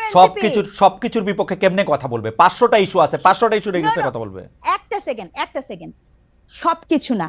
আরে আমার কথা হচ্ছে, আমি আবারও বলছি, এটা অনেক স্বপ্নের, অনেক আশা কিন্তু এই এদের কাছে। সেই জায়গা থেকে বলছি, আপনি বলেন তো এই এনসিপির যেই মেয়েরা আছে এই জুলাই অভ্যুত্থানের পরে কতজন মেয়েদেরকে সাইবার বুলিং করা হয়েছে, ট্রলিং করা হয়েছে, তারা কি করছে? তারা তাদের নিজেদের লোকদের নিরাপত্তা দিতে পারে না, আমাদের নিরাপত্তা কি দিবে? এই প্রশ্নের উত্তর দেন না। সেইটা তো আমরা তো ওদের কাছে মানে সবকিছুই আমরা আচ্ছা খালেদ ভাই, আমি একটা জিনিস জিজ্ঞেস করতে চাই। জি করেন। যে আপনি উত্তর দিতে পারেন, স্নিগ্ধাও উত্তর দিতে পারে, আমার কোনো সমস্যা নেই। প্রশ্নটা হচ্ছে ব্যক্তির স্বাধীনতার মাত্রা কতটুকু, কি এটার? ব্যক্তির স্বাধীনতার কোনো মাত্রা নাই সামান্তা, আমার উত্তর আমি দিলাম। ব্যক্তির স্বাধীনতার কোনো মাত্রা নাই। ব্যক্তি স্বাধীনতা দিয়ে বুঝবে একটা ক্রাইম করা পর্যন্ত আপনার জন্য সিআরপিসি আছে, পেনাল কোড আছে, এর বাইরে যদি সে কোনো কিছু করে সেটা আইনভাবে ব্যবস্থা নেবে। একটা ব্যক্তির স্বাধীনতা কত সালের পেনাল কোড আপনি নতুন করে করেন, আপনারা ক্ষমতায় আসেন, নতুন করে করেন, যেটা এক্সিস্টিং আছে সেটার কথাই। এখনকার পেনাল কোড কত সালের? এখনকার পেনাল কোড কত সালের মানে কি? পেনাল কোড তো পেনাল কোড, পেনাল কোডের তো প্রতিদিন কত সালের পেনাল কোডের মধ্যে অনেক চেঞ্জ আছে। এটা 1858 সালে, এই যে শেখানো পড়ানো বুলির পাশাপাশি এইটাও শোনেন, 1858 সালে যে পেনাল কোড আছে, বাংলাদেশে প্রতিদিন নতুন নতুন করে যে আইন এনাক্টেড হয়েছে গত 54 বছরে, তার মধ্যে ওই পেনাল কোডের আইনগুলি চেঞ্জ হয়েছে। গড়ে বইটা 1858 সালের, কিন্তু বাংলাদেশের হওয়ার পরে যত আইন, হ্যাঁ সবগুলি চেঞ্জ হয়েছে। হ্যাঁ, তো যাই হোক, এইটা এখন যে জায়গায় দাঁড়ায় থাকে। আপনি যে উত্তরটা দিচ্ছেন এটা কি মানে যে ব্যক্তি স্বাধীনতার যে সংজ্ঞাটা আপনি দিচ্ছেন, স্নিগ্ধাপা একটু সাইলেন্ট আছেন, অসুবিধা নাই, কিন্তু এই যে ব্যক্তি স্বাধীনতার যে ফরম্যাটটা বলছেন এটা কি যথেষ্ট ক্লিয়ার কাট হয়েছে কিনা? আপনার কাছে কি মনে হয়? আপনার কাছে কি মনে হয়? আমি বলছি ব্যক্তি স্বাধীনতার ক্ষেত্রে আমি উত্তর পাইনি। আপনি আমাকে আবার জিজ্ঞেস করেন প্রশ্নটা, এটা আমি আগে উত্তর দেই। ব্যক্তি স্বাধীনতার প্যারামিটার মানে এই আপনি মাত্র আমারে জিজ্ঞেস করছেন, আমি স্পষ্ট বলছি ব্যক্তি স্বাধীনতার কোনো সীমাবদ্ধতা নাই। ব্যক্তির স্বাধীনতার সীমা হচ্ছে, ব্যক্তি স্বাধীনতার সীমা হচ্ছে একটা ক্রাইম করা পর্যন্ত। যেমন ধরেন আমার ব্যক্তি স্বাধীনতা হচ্ছে, আমি বুঝি নাই ক্রাইম করা মানে, বুঝি নাই। আমাদের খাতা কলমে যেটাকে ক্রাইম হিসেবে গণ্য করা আছে, যেমন ধরেন আমার ব্যক্তি স্বাধীনতা নাই আপনাকে একটা টোকা দেওয়ার জন্য, এই টোকাটা একটা ক্রাইম, আমার এটা ব্যক্তি স্বাধীনতার মধ্যে পড়ে না। আমি আপনাকে এটা টোকা দিতে পারবো না, কিন্তু আমি আমাকে টোকা দিলেন, আমি মনে করলাম এটা একটা ক্রাইম, তাহলে আমি কি করব? না, মনে করলেন না, আমি টোকা দিতে পারবো না, টোকা দেয়াই ক্রাইম। আমি মনে করলাম যে এটা একটা ক্রাইম। সেইটাই তো আমি তো বললাম যে টোকা দেয়া তো আসলেই ক্রাইম, আমি আপনাকে টোকা দিতে পারবো না, কিন্তু আমি নিজে রাস্তায় দ্বারা খাইতে পারবো, এটা আমার ব্যক্তি স্বাধীনতা। রমজান মাস হলো, এটা তো তাহলে তো ক্লিয়ার হয়ে গেল। মানে এই বিষয়গুলো দেখুন, আপনি আর আমি যখন আলাপ করতেছি তখন কিন্তু একটা আলাপের মধ্য দিয়ে এটা একটা মধ্যস্থতা হয়ে যাচ্ছে। কোনো মধ্যস্থতা হয় নাই, আপনি কিন্তু আমার কথা বুঝতেছেন না সামান্তা, আমার কথা বুঝতেছেন না। আমার কথা আপনি বুঝতেছেন না, আমি আর একটু ভালো করে বলি। যেমন আপনার সাথে আমি যখন আলাপ করতেছি, যখন আমরা 3 জন মিলে আলাপ করব, আমরা যখন 10 জন মিলে আলাপ করব, কোনো না কোনো বিষয় এটা মধ্যস্থতা এবং একটা কমন গ্রাউন্ডে আসতে স্বাভাবিক। কিন্তু যখন একজন লোক হাতে একটা বেত নিয়ে একজন লোককে কান ধরে উঠবস করায় তার পাওয়ার শো করে, এটার কোনো সমতা নাই, এটার কোনো আর্গুমেন্ট নেই, এটা কোনো আলোচনা না। এটা হচ্ছে একজন লোক তার পাওয়ার শো করে আরেকজন লোককে ডমিনেট করতেছে, এটা হচ্ছে এই জিনিস। তার মানে এটা পরিষ্কার ভাবে এটা অন্যায়, এটা করা ঠিক হয় নাই। এবং এইটার ব্যাপারে আমি জানতে চাইছিলাম এটার ব্যাপারে এনসিপির কি অবস্থা? না এটা এনসিপির অবস্থান তো আমি বললাম, এর চেয়ে ক্লিয়ার আর কোনো মানে আপনারা দুইজনই আমাকে বেশ একটা ট্রায়ালের মধ্যে নিলেন যে আমি কোনোভাবেই এটা ক্লিয়ার অ্যানসার দিচ্ছি না। How can I be clear more than this? যে আমি বারবার বলতেছি যে এইখানে একটা লোক বারবার তাকে ডমিনেট করার চেষ্টা করতেছে। ক্লিয়ার ডমিনেশন যেটা, কোনোভাবে সমতা নাই। এখন ধরেন আমরা যখন আমাদেরকে এখানে বলা হয়েছে আমরা ফাইট করছি ইয়ার সাথে, মানে আওয়ামী লীগের সাথে, এটা একটা অসম লড়াই ছিল। আমাদের ছেলেপেলের হাতে ছিল লাঠি আর ওখানে ছিল বন্দুক আর উপর থেকে এয়ার স্ট্রাইক। তাহলে এটা কিভাবে সমতার ভিত্তিতে? এটা তো লড়াইও না, এটা হচ্ছে পুরো খুন করার জন্য একেবারে আক্রমণ। তা এইটাও একই রকম একটা জিনিস। একটা লোক, সে একটা পরিষ্কার সুন্দর জামা কাপড় পরা, পাঞ্জাবি পরা, এবং সে হচ্ছে লাঠি দিয়ে একজনকে বলতেছে। তার যে সামাজিক হায়ার অবস্থান সেটা সে মিসইউজ করে আরেকটা সামাজিক ভাবে লোয়ার অবস্থানে একটা খেটে খাওয়া মানুষকে, তার জীবনের গল্প তো কেউ জানে না, এবং সেই প্রেক্ষিতে আমি জানতে চাইছিলাম যে এনসিপি রেস্টুরেন্ট খোলা রাখা, বন্ধ রাখা, কেউ এই ধরনের কাজ করানোর জন্য এটা সাপোর্ট করে কিনা? দুইটা সেপারেট জিনিস। হ্যাঁ খালেদ ভাই, এটা দুইটা সেপারেট জিনিস। আমরা যদি এই জিনিসগুলোকে আলাদা করতে না পারি তাহলে আমরা আচ্ছা বলেন তো, একটু বুঝান। মানে এটা আলাদা জিনিস। আমি বলি, একটা জিনিস হচ্ছে যে আমি যখন বললাম যে আমি ঘটনাটা যখন বললাম যে এখানে একটা মানুষ ডমিনেট করতেছে আরেকটা লোককে এবং তাকে শারীরিকভাবে আহত করছে, এইটা একটা বিষয়, এটা আলাদা। এবং সেই সাথে আপনি বলতেছেন তাহলে কি এনসিপি পুরো একদম রমজান মাসে কি করা মনে করে? এনসিপি কি ধর্মভিত্তিক রাজনীতি দল? এনসিপি কি মনে করে যে এই আলেমদেরকে একদম প্রত্যেকটা ধর্মের প্রত্যেকটা বিষয়ে তারা ফতোয়া দিবে? আমরা কি বলছি যে আমাদের যে আত্মপ্রকাশ, রমজানের দোকান খোলা থাকবে কি থাকবে না? রমজানের দোকান খোলা থাকবে কি থাকবে না? এখন আমি না আমি বলি এটা কিভাবে নিশ্চিত করতে হবে? আপনারা বলবেন যে এটা আপনাদের উইশ, যা থাকবেন আপনার কি ইচ্ছা। আমি আমার উইশ বলতেছি, আপনি কি আমাকে বলতে দিবেন? আপনি বলতেছেন তো, বলেন। আমি বলতেছি তো, এখানে ক্লিয়ারলি এখানে ইসলামের মধ্যে এবং নানান ধর্মের মধ্যে অনেক ধরনের ফ্যাকশন আছে, অনেক ধরনের বিষয় আছে। প্রত্যেকের রিপ্রেজেন্টেশন নিশ্চিত হয় এমন করে বোর্ড গঠন করে দিক, এমন ভাবে বোর্ড গঠন করে দিক যেখানে এই যে তাত্ত্বিক আলাপটা হোক। সেটার জন্য তো আমরা ওয়েল ইকুইপ না। আমাদেরকে যদি ফ্যাসিলিটেট করতে বলে, আমাদেরকে যদি জনতা সেই দায়িত্ব দেয়, আমরা সেটা করব। সকল পক্ষ থেকে আমরা আলেমদেরকে নিয়ে আসবো, এক বোর্ডে বসেন, আপনারা সিদ্ধান্ত নেন এটা কি হবে। কিন্তু যে কোনো একটা পার্টি এটা হ্যাঁ না বা এটা বলে দিল আর সেটাই হচ্ছে ওই বাংলাদেশের রুলস হয়ে যাবে। ধরেন জামাত বলছে যে এটা করা, আমি বলতেছি জামাত বলছে এটা করা উচিত না, আমরা বলতেছি এটা করা উচিত, তাহলে বাংলাদেশের জনগণ কি করবে? কার কথা শুনবে? যে পার্টি করে সেই পার্টির কথা শুনবে। তাহলে বিভাজন আরো স্পষ্ট করি আমরা। আপনারা এটা বোর্ড করে দেওয়ার পক্ষে যারাই আলোচনা করবে এবং সেটার মধ্যে আলেমরা থাকবে। আমরা মনে করি স্পেশালাইজ যে কোনো বিষয় যখন এইটার মধ্যে আপনি মনে করতেছেন যে আমি মনে করতেছি যে এটা, আমি মনে করি সেটা আপনি মনে করতেছেন এটা স্পেশালাইজড বিষয়। আমি বলতেছি ভাই, এটা স্পেশালাইজড বিষয়। আমি মনে করতেছি এটা স্পেশালাইজড বিষয় এবং এইটা আমি রাস্তায় খাবো কি খাবো না, মানে রেস্টুরেন্টে খাবো কি খাবো না, এটা স্পেশালাইজড বিষয়। এটার সাথে এটা সম্পর্ক না। এখানে দেখবেন যে রোজা অমুক তমুক অনেক কিছু নিয়ে আসছে এখানে কনসেপ্টের সাথে। আপনি যখন প্রশ্ন করছেন এখন আপনি আরো বেশি সিম্পলিফাইড করে ফেলতেছেন। আপনার প্রশ্নটা প্রথমে এটা ছিল না, আপনি এখন মানে এটাকে কম্প্রোমাইজ করতেছেন আপনি তর্কে জিতার জন্য। আমি বলতেছি যে সামান্তা এই যে শুনেন সামান্তা, এই তর্কে জিতা জাতীয় কথা মানে বললেন না। আপনি তর্কে জিতছেন, 100-তে 99 পাইছেন। আপনার কথা আমি বুঝতে পারছি, থ্যাংক ইউ। আমি ডক্টর স্নিগ্ধার কাছে যাই। ডক্টর স্নিগ্ধা, আমি জনাব আমি সামান্তা শারমিনের কথা আমি বুঝতে পারতেছি। তারা বলতেছেন যে এই দায়িত্ব তারা কেন নেবেন, যে এই দায়িত্ব তারা যে একটা ঘোষণা করবেন। এটা আমি বলি নাই। আচ্ছা, আবার বলেন কি বলছেন। না আপনি থাকবে তার মানে আমার কথা আবার রিওয়াইন্ড করে দেখা যাবে না। আপনি এটা বলতেছেন না যে এই সিদ্ধান্ত এনসিপি দিবে না, আপনি এটা বলেন নাই? আমি বারবার বলেছি এনসিপির কাছে যদি জনগণ সকলে মিলে বলুক এনসিপি এটা সলভ করতে হবে, কিন্তু তা তো না। এক একটা পলিটিক্যাল পার্টি, এক একটা জনগোষ্ঠী এক একটা পলিটিক্যাল পার্টি করে। তাহলে এই যে এতগুলো মানুষের দায়িত্ব তো আমরা যদি নিতে চাই তাহলে আমাদেরকে তো ফর্মালি দিতে হবে। তাহলে আমরা সকলকে মিলে এটা একটা বোর্ড গঠন করে আমরা এই সমাধানগুলো দিয়ে দিই। কিন্তু আমাদের রাষ্ট্রীয় কাঠামো আছে, আমাদের ইসলামিক ফাউন্ডেশন নাই। এই সমস্যাগুলো সমাধান করা কি ইসলামিক ফাউন্ডেশনের দায়িত্বের মধ্যে পড়ে না? তাহলে আমরা যে ট্যাক্সের টাকা দিয়ে এই প্রতিষ্ঠানগুলো চালাই, তাহলে আমরা কেন ট্যাক্সের টাকাটা নষ্ট করি? ওকে, আমি আর কিছু বলতে চাই না, আমি মোটামুটি এটা রিওয়াইন্ড করে দেখা যাবে। আচ্ছা, প্রথম কথা হলো যে ইসলামিক ফাউন্ডেশনের প্রসঙ্গটা যখন আসছে, ইসলামিক ফাউন্ডেশনের কথাতে আমরা জানি যে ইসলামিক ফাউন্ডেশন এসব ক্ষেত্রে আসলে ওই মানে স্পষ্ট অবস্থান নেয় না। আমরা একটু ডক্টর রিজনের কাছে আসতে চাই যে এটা নিয়ে আসলে অন্য একটা বিষয়ে আপনার একটু দৃষ্টি আকর্ষণ করতে চাই যে যৌন হয়রানি রোধে শিক্ষা প্রতিষ্ঠান ও কর্মস্থলে সেল গঠনের নির্দেশনা ছিল উচ্চ আদালতের। এই নিয়ে আপনি গত বছর ডয়েচে ভেলেকে বলেছিলেন যে আমাদের বিশ্ববিদ্যালয়ে কমিটি থাকলেও তার ঠিকমতো কাজ করে না, কমিটির সদস্যরাই বিষয়টি ঠিকমতো বোঝেন না। এখন পরিস্থিতির কোনো উন্নতি হয়েছে কিনা?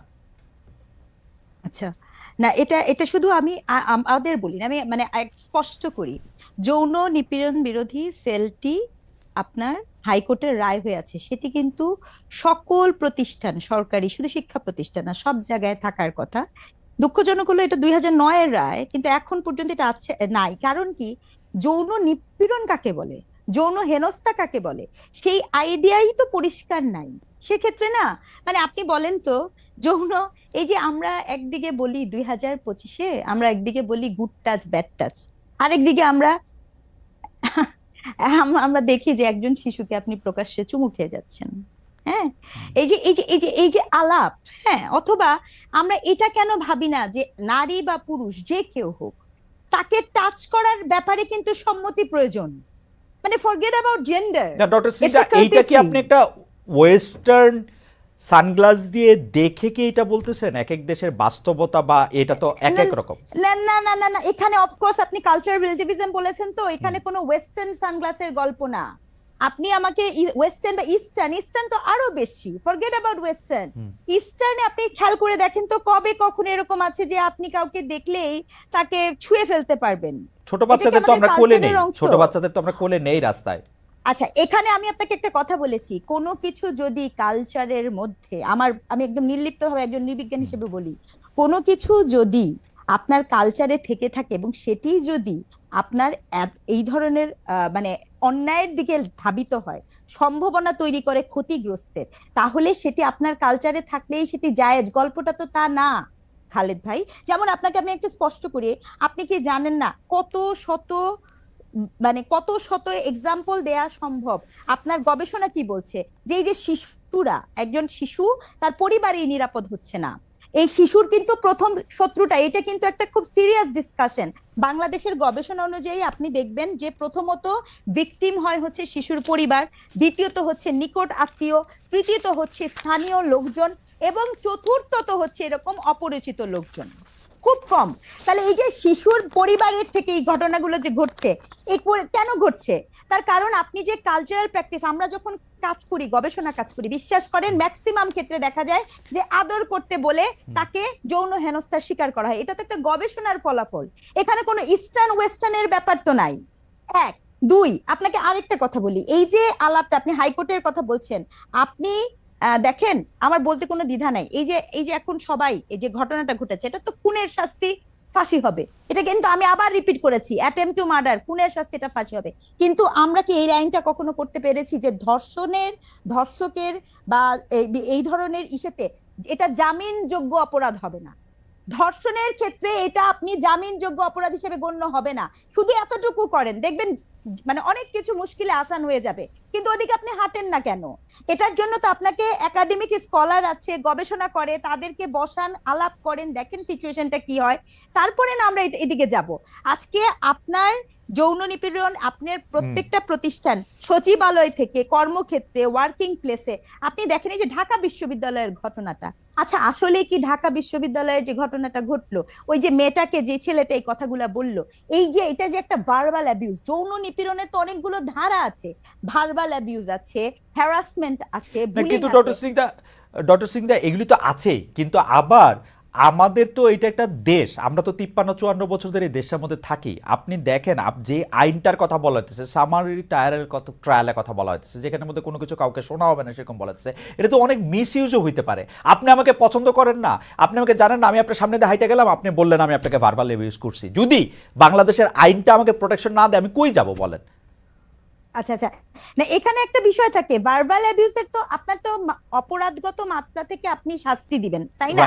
এটা অবশ্যই আপনার প্রচুর নারী নির্যাতনের মামলা আছে, কিন্তু দেখেন আমি যখন ধর্ষণের কথা বলছি, ধর্ষণের প্রমাণ করা কিন্তু খুব কঠিন। ধর্ষণের কিন্তু মিথ্যা মামলা হওয়ার সুযোগই নাই, তার কারণ আপনার এখানে সিমেন্সের ট্রেস বলেন, পেনিট্রেশন বলেন, আপনার এক্ষেত্রে ভিকটিমের বয়ান বলেন, এখানে কিন্তু গল্পগুলো এরকম না। ডক্টর স্নিগ্ধা, আপনি কিন্তু আসলে ধর্ষণের ক্ষেত্রে আপনি বলতেছেন যে মিথ্যা মামলা হওয়া কঠিন, কিন্তু আমি কিন্তু আমার অভিজ্ঞতা জানি ধর্ষণে মিথ্যা মামলা হওয়া সহজও বটে, মানে কঠিন আবার সহজও বটে, কারণ আপনি তো প্রক্রিয়ার মধ্যে যাবেন অনেক পরে, আপনার যদি টাকা পয়সা না থাকে সেইটা সময়টা লেগে যাবে 2 বছর 4 বছর, আপনার 120 দিন জামিন হবে না, আপনি এটার মধ্যে কিছু করতে পারবেন না। এইটা তো মানে এখন আবার আমাকে মনে হবে যে আমি খুব মানে কি ধর্ষকদের পক্ষে না, আমি সেইটা বলতেছি না, আমি প্রসিডিউরাল ফল্টের কথা বলতেছি। আপনি বিশ্বাস করেন, আমি ম্যাজিস্ট্রেট ছিলাম, আমি এজলাসে বসে দেখছি যে এইটার মধ্যে কিন্তু দুই পক্ষই অসত্য কথা বলতে পারে শুধু আরেকজনকে ফাঁসায় দেওয়ার জন্য। অবশ্যই অসত্য কথা বলতে পারে খালেদ ভাই, কিন্তু সেক্ষেত্রে আপনার কি করতে হবে, আপনি যদি এই মামলাগুলোকে দ্রুত বিচার ট্রাইব্যুনালে নিয়ে আসেন এবং এক্ষেত্রে খুব অ্যাক্টিভ রোল প্লে করতে পারে আমাদের ট্যাক্সের টাকায় চলা সমাজ কল্যাণ মন্ত্রণালয়। গত 53 বছর ধরে এই মন্ত্রণালয়টা আসলে করে কি আমাকে একটুখানি বুঝায় বলেন। কোনোদিন শুনছেন সোশ্যাল সার্ভিস থেকে কিছু করে? না, না, আপনি আমাকে বলেন। সোশ্যাল রাষ্ট্রায়ত্ত কত কত মামলা থাকে, এটা অনেক ব্যয়বহুল। রাষ্ট্রপক্ষবাদী হয়ে এই দেশে ধর্ষণের বিপক্ষে যারা আন্দোলন করে তাদের বিরুদ্ধে মামলা করতে পারে, অথচ একজন মানে মনে করেন ধর্ষণের শিকার শিশু, সেই মামলাটা রাষ্ট্র করতে পারে না। না, রাষ্ট্রই তো করছে, রাষ্ট্রই তো করবে। না না, মা করেছে, মা করেছে, বাদী মা হলো ক্রিমিনাল কেসের ক্ষেত্রে সবগুলিতে রাষ্ট্রই আসলে ওই বাদীর পক্ষে। এটা এখন বাদী চাইলেও, বাদীর মা চাইলেও এটা কিন্তু প্রত্যাহার করতে পারবে না, রাষ্ট্র সেখানে বাদীর পক্ষে দাঁড়িয়েছে। এখন আপনি কেসটা দেখবেন, কেসটা দেখবেন জনৈক এক্স বনাম রাষ্ট্র। এখন হ্যাঁ হ্যাঁ, জনৈক এক্স বনাম রাষ্ট্র, কিন্তু আমার বক্তব্য হচ্ছে যে কেন ওইটা তো একটা ব্যয়বহুল প্রক্রিয়া, ওইটা তো একটা চলমান প্রক্রিয়া, সেই প্রক্রিয়াটাতে আমরা কি আমাদের সোশ্যাল সার্ভিস ত্যাগ করতে পারি কিনা? একটা শিশু নির্যাতন হলে কোনোদিন কি বাংলাদেশের সোশ্যাল মানে সামাজিক যে মানে সমাজ কল্যাণ মন্ত্রণালয় থাকে বা নারী ও শিশু অধিকার, তারা কি ওই বাসায় যে জিজ্ঞেস করেন? মানে এটা এটা তো খুব স্বাভাবিক প্রক্রিয়া। রাস্তায় যে মানুষরা আপনার রাস্তায় থাকে, সেই মানুষগুলোর জন্য আপনি আমাকে বলেন এই যে শেল্টার হোম বা এগুলো কাদের করার কথা? এই বিষয়গুলো কার করার কথা? আমার প্রশ্নটা ঠিক ওখানে। কিন্তু এখানে হচ্ছে যে আমাদের এই প্রশ্নটা রয়ে যায় যে আমরা বর্তমান সরকারের দিকে যদি তাকাই, তাহলে বর্তমান সরকার তো 7 মাসের সরকার, এর আগে 17 বছরের একটা দুর্দণ্ড প্রতাপশালী 15 বছরের একটা সরকার ছিল, তারা কি করছে সেটাও আমাদের একটু মাথা রাখা দরকার। তার আগে সরকারগুলি কি করছে সেগুলি আসলে আমার মাথা রাখা দরকার। এবং এই সরকার আইসা তো এই সরকার আইসা, সরকারের হাতে তো কোনো ম্যাজিক বা আলাদিনের চেরাগ নাই, যারা সবকিছু করে ফেলতে হবে। যাই হোক, আমরা অনেকটা শেষ পর্যায়ে চলে এসেছি। আমরা একটু সামান্তা শারমিন আপনার কাছে একটু জানতে চাই, মানে হয়েছে কি সামান্তা, আমি আপনাকে একটু নিশ্চয়তা দিতে চাই, আমি কিন্তু আপনাদের শত্রু না। মানে আমরা যারা আপনাদেরকে প্রশ্ন করি যে তারা শত্রু না, তো সেইটা আপনাকে একটু এনশিওর করতে চাই যে আমরা প্রশ্নই করি হচ্ছে যে আপনাদের অবস্থানটা জানার জন্য, হ্যাঁ, ক্লিয়ার হওয়ার জন্য। আচ্ছা সামান্তা, আমাদের আরো একটা প্রশ্ন আছে, আমি জানি না আপনি এই প্রশ্নটা উত্তর দেওয়ার জন্য একটু রেডি কিনা, তারপরও আমি আপনার ভালো লাগলে আপনি দিয়েন, না দিলে দিয়েন না। সেটা হলো যে ছবি ছাড়া এনআইডির দাবিতে আমরা ঢাকায় নারীদের কর্মসূচি দেখেছি। এই সরকারের সময় নির্বাচন কমিশন আবার পুরুষদের এনআইডি ফর্মে একাধিক স্ত্রী থাকলে সেই তথ্য নামধাম যুক্ত করতে চায়। গত কয়েক মাসে বহু বিবাহের পক্ষে অনেক প্রচারণা আমরা সোশ্যাল মিডিয়ায় দেখছি। তারাও হাসিনা বিরোধী ছিল, আমরা এটা বলবো, জুলাই আন্দোলনে অবদান রেখেছে, এটা তারাও ফোকাস করতে চায়। এসব বিষয় কি কোনো আপনারা কোনো অবস্থান নিতে চান, নাকি এসব ক্ষেত্রে আপনারা একটা বোর্ড করতে চান এবং বোর্ড নিয়ে আপনারা? না, এক্ষেত্রে ব্যাপারটা বেশ কমপ্লিকেটেড। এক্ষেত্রে আসলে স্পষ্ট করা যাবে, তবে আমাদের পার্টিগত জায়গা থেকে আমরা এই বিষয়টা নিয়ে এখনো আলাপ আলোচনা করিনি। বিশেষত আমাদের পার্টিগত জায়গা থেকে যেহেতু আমরা অল্প কয়েকদিন হয়েছে এই বিষয়গুলো নিয়ে ভাবার সুযোগ বা ওই ফোরামে উত্থাপিত হওয়া, সেই কাজগুলো হয়নি। আশা করি যে এটা পরের বার উত্তর দিতে পারবো। আলাপ না হলে পার্টি অবস্থানটা বলা খুব কঠিন। আচ্ছা, তাহলে এইটা একটু বলেন, এইটা একটা আপনার জন্য বলা হয়তো এখন সহজ। জুলাই আন্দোলনের কৃতিত্ব ভাগাভাগির দ্বন্দ্ব প্রকাশ্যেই আছে এখন। এছাড়া নানা ট্যাগ দিয়ে আপনি এটা জানেন যে জুলাইয়ের মিত্র এক পক্ষ আরেক পক্ষকে খারিজ করতে চাইছে। বিশেষ করে মানে অগাস্ট থেকে বলা হয়তো স্বৈরাচারের দোসর, এখন আবার বলা হইতেছে শাহবাগী। আপনি বাস্তবতাটা জানেন, আমরা ইয়াতে না যাই, এটা একটা নতুন অস্থিরতা তৈরি করতেছে এই শাহবাগ শাপলা এই বিভাজন। এটা আপনারা কীভাবে এটা ডিল করবেন? যেইখানে আমরা দেখতেছি যে শাহবাগেরও একটা বড় অংশ আপনাদের পক্ষে ছিল, মানে শাহবাগের বড় অংশ মানে কি শাহবাগী যাদেরকে আমরা বলতেছি, আবার শাপলা থেকেও একটা বড় অংশ আপনাদের পক্ষে অবস্থান নিয়েছে। এটা ডিল করার ক্ষেত্রে আপনারা কি করবেন এখন? দেখুন, এটা ডিল করার জন্য আমাদের যেটা দরকার, যে আমরা যেটা বলছিলাম যে আমরা মধ্যপন্থী দল, এবং বেশিরভাগ দেখা গেছে যে অনেকে এটা অ্যাকসেপ্ট করেছেন, কিন্তু আবার অনেকের মধ্যে প্রশ্ন হচ্ছে তাহলে মধ্যমপন্থার দল তো অনেক দলে আছে, তাহলে এটা আবার নতুন কোন মধ্যমপন্থা? তো আমরা যেটা করতে চাই, যেটা আমাদের ইচ্ছা এবং যেটা হচ্ছে আমাদের পার্টিগতভাবে আমরা মনে করি যে বাংলাদেশের জন্য ভালো হবে, সেটা হচ্ছে যে একটা মধ্যমপন্থা হতে পারে যে আপনি কোনো ধরনের আর্গুমেন্টে গেলেন না, কোনো ধরনের বিষয়কে আপনি একনলেজ করলেন না, এবং আমি যেটা বললাম যে বিভিন্ন সময় আমি বলেছি কমিশন গঠন এবং ফর্মালাইজ করা, যে কোনো আর্গুমেন্টকে ফর্মালাইজ ওয়েতে ডিল করা, এবং যাতে করে রেসপন্সিবিলিটি থাকে ওইসব আর্গুমেন্টের প্রতি। তো সেই জায়গাগুলোকে নিশ্চিত করার জন্য একটা বিষয় হচ্ছে যে এই এই বিষয়গুলোকে এড়িয়ে যাওয়া, একেবারেই এড়িয়ে যাওয়া, কোনো আর্গুমেন্টে না যাওয়া, কোনো ধরনের বিভাজিত করার জন্য যে কোনো কথাকেই এড়িয়ে যাওয়া। আরেকটা মধ্যমপন্থা হতে পারে যে আপনি এই আর্গুমেন্ট গুলোতে ঢুকবেন এবং আপনি এটার মধ্যে রেসপন্সিবল অ্যাটিটিউড করবেন, সেই সাথে যা যা করা দরকার আপনি সকল পক্ষকে একসাথে আনার জন্য মিডল গ্রাউন্ড হিসেবে ওয়ার্ক করবেন। ওকে, এখন আমাদের পার্টিগত জায়গা থেকে আমরা মনে করি second option is better for Bangladesh. এবং বাংলাদেশে অনেক রকমের খুব প্রান্তিক আইডিয়ার কিছু মানুষ আছে, মানে আপনি যেটাই বলেন, ধরেন এখানে যদি বলি নারী প্রসঙ্গে খুবই দেখবেন যে খুব অল্টারনেটিভ এক্সট্রিমের অনেক ধরনের মতামত আছে। তাহলে এই মানুষগুলোকে তো আপনার একত্রে আনতে হবে, না হলে আমরা শুধু কিন্তু আমার পার্টি পলিটিক্স নিয়ে আমরা চিন্তিত না, আমরা কিন্তু আমরা বলেছিলাম আমরা রাজনৈতিক জনগোষ্ঠী তৈরি করতে চাই। রাজনৈতিক জনগোষ্ঠী তৈরি করার জন্য তো আমার সবচেয়ে অপোজিশনের লোকটার সাথেও আমি যাতে টেবিল টক করতে পারি, আমি তার সাথে যাতে যৌক্তিক মতামত গুলো দিতে পারি, তার সাথে একমত হইতে পারি, সেই জায়গাটা আমাকে তৈরি করতে হবে। ওকে, পার্টির জায়গা থেকে আমরা এই দায়িত্বটা নিয়েছি। আপনাকে অনেক ধন্যবাদ। আমি শেষ প্রশ্নে আসতেছি ডক্টর স্নিগ্ধা আপনার কাছে, যে আওয়ামী লীগ শেখ হাসিনা 15-16 বছর ক্ষমতায় টিকে থাকার জন্য যে জুজু ব্যবহার করতো, সেই জুজুর অনেকটা বেশি হচ্ছে মৌলবাদ। সেইটা হচ্ছে যে এই মৌলবাদীরা ক্ষমতায় চলে যাবে, উগ্রবাদীরা ক্ষমতায় আসবে, আওয়ামী লীগ না থাকলে তাদের আসলে এইটা হবে, ওইটা হবে, সেইটা হবে। এইটার কোনো আলামত আপনি দেখতে পান কিনা? মানে আমাদের সংস্কৃতি উপদেষ্টা মোস্তফা সরোয়ার ফারুকী বলেছেন যে মবকে, তৌহিদি জনতাকে, মোরাল পুলিশকে হুঁশিয়ার করে ফেসবুকে লিখেছেন তাদের কর্মকাণ্ড যাতে শেখ হাসিনার সুবিধা না করে দেয়। আপনার কাছে কি মনে হয় যে এই সব কর্মকাণ্ডগুলি আসলে শেখ হাসিনার সুবিধা করে দিচ্ছে বা ওরকম কোনো কিছু? পাশাপাশি আপনি আসলে বিরাট একটা প্রসঙ্গ আপনাকে 2 মিনিট ধরে বলতে হবে। একজন সিনিয়র জাজ, আমরা যখন অনুষ্ঠানটা চলছে তখন উনি আমাদেরকে মতামত পাঠাচ্ছেন নারী শিশু কোর্টে মিথ্যা মামলার সংখ্যা অনেক, যদি মিথ্যা মামলায় জামিন না দেওয়া যেতে পারে, যেটা উনি বুঝতেছেন যেটা মিথ্যা মামলা, তাহলে অনেক ধরনের অনাচার বা অবিচার সৃষ্টি হতে পারে। আপনি যদি একটু 2-3 মিনিট একটু বলেন। আচ্ছা আচ্ছা, অনেকগুলো প্রশ্ন করেছেন একদম শেষ মুহূর্তে, গুরুত্বপূর্ণ প্রশ্ন। দেখেন, একটা কথা বলি, আমার মনে হয় সামান্থাকে আমি একটু এনশিওর করতে চাই, Samantha, we have lots of hope. আর আমরা এই হোপের জায়গা থেকেই কিন্তু আমরা প্রশ্নগুলো বারবার করছি, এবং এক্ষেত্রে একটা খুব গুরুত্বপূর্ণ যে পলিটিক্যাল ন্যারেটিভ তৈরি করাটা খুব জরুরি। যে পলিটিক্যাল ন্যারেটিভের ল্যাকিংসটা স্পষ্টত আমাদের সামনে আছে। যেমন আমরা জানি বিএনপির পলিটিক্যাল ন্যারেটিভের মধ্যে জাতীয়তাবাদ একটা গুরুত্বপূর্ণ কম্পোনেন্ট, জামাতের পলিটিক্যাল ন্যারেটিভ আমরা জানি, বাট আপনাদের পলিটিক্যাল ন্যারেটিভ স্পষ্ট না। এটা যখনই আপনি স্পষ্ট করে ফেলবেন তখনই কিন্তু এই জটিলতাগুলাতে পড়ার সম্ভাবনা থাকবে না। এটা আপনাকে আমার একটু বলার ছিল।